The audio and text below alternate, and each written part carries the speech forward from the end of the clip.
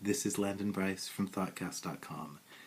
And I want to talk with you about parent-based advocacy because I think it's something that is absolutely essential and something that has inherent limits. I think that in this video I'm going to be talking both about autism and also about gay rights, particularly a blog post that Robert Wright at The Atlantic did recently regarding an episode of Blogging Heads TV. That episode featured a discussion between Ann Althouse and Glenn Lowry, and it was about gay marriage. And if you're interested in the topic of gay marriage, I did a very discursive video response, actually 3 video response to the discussion that they have. But if you're really just interested in autism rights, this is the one. Just watch this video, please. Okay. What I thought was fascinating about this blog post that Wright did was the way he introduced the topic.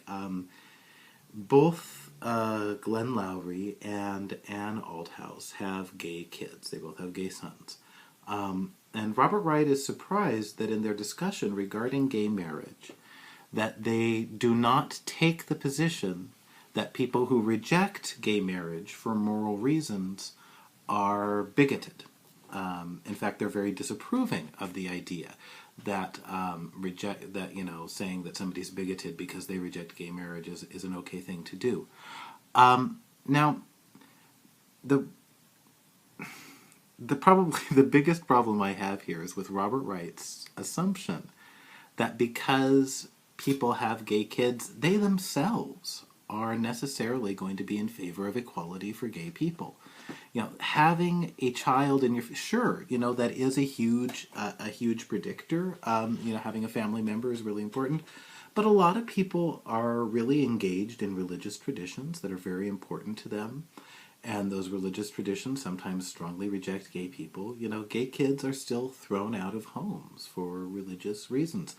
I had one of my friends was thrown out when I was in high school. His family threw him out because he was gay and because their church didn't approve of that. So to tell me that the people who did that to my friend in high school, I think for you to say they're not bigots, that's just fine.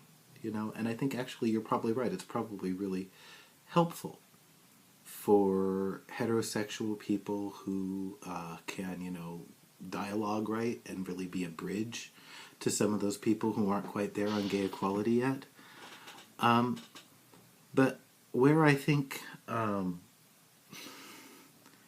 this becomes really relevant to a lot of the discussion and a lot of the comments I get about autism rights is that they're both very disapproving of the idea.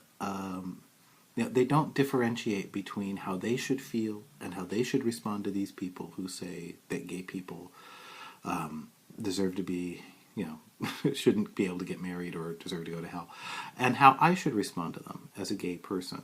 And I think that's a really crucial distinction. And I think it's a really crucial distinction for autistic parents maybe to make too. That I think, you don't want to brand somebody who's saying that, autism is a horrible disease that needs to be cured. You don't want to say that they're a bad person. You want to be a bridge to that person. But on the other hand, I think it's wrong of you to tell me that I don't have the right to morally disapprove of that.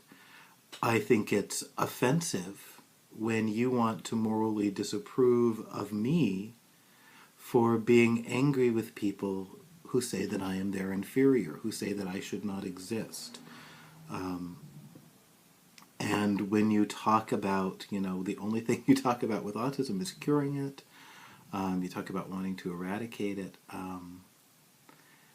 when you have these discussions about autism that utterly exclude autistic people, these are things that it may not strategically be the wisest choice in terms of relationships to the outside world to express anger about them, and I understand that.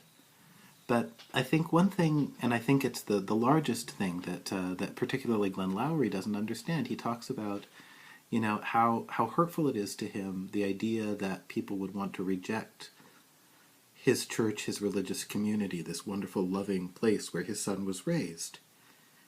And it does not occur to him to talk about how that community taught his son to hate himself. And that's the most damaging kind of hate at all. Do you understand what it's like to have somebody who is held up to you who you hold up as an example of what is good, of people who are trying to do the right thing, and they're telling you that what you are is evil, disgusting, wrong, and that they are better than you? That's a very damaging thing. And I think that damage, the hurt that it causes, when you are treated as less than, when you are left out of the discussion, I think that pain is largely invisible to parents who think of themselves as neurotypical.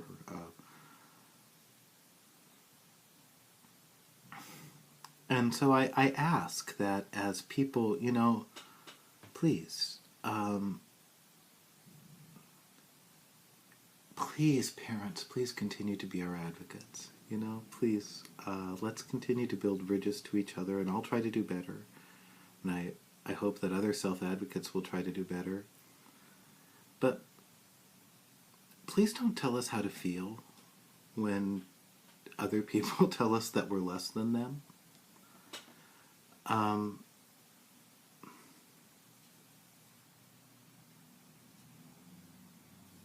When somebody tells you, and I would say this, if you're a woman, and if somebody tells you that men are better than them, or if they treat you in ways that tell you that that's their attitude, I can't imagine disapproving of you because you get angry. Or because you want to say that the person who did that is a bad person, even though that might be somebody who is a good friend of mine. I would say that was your right. And so I think, as I say, we need parents to help us in many ways, but we also need parents not to think that it's their role to tell us how to feel.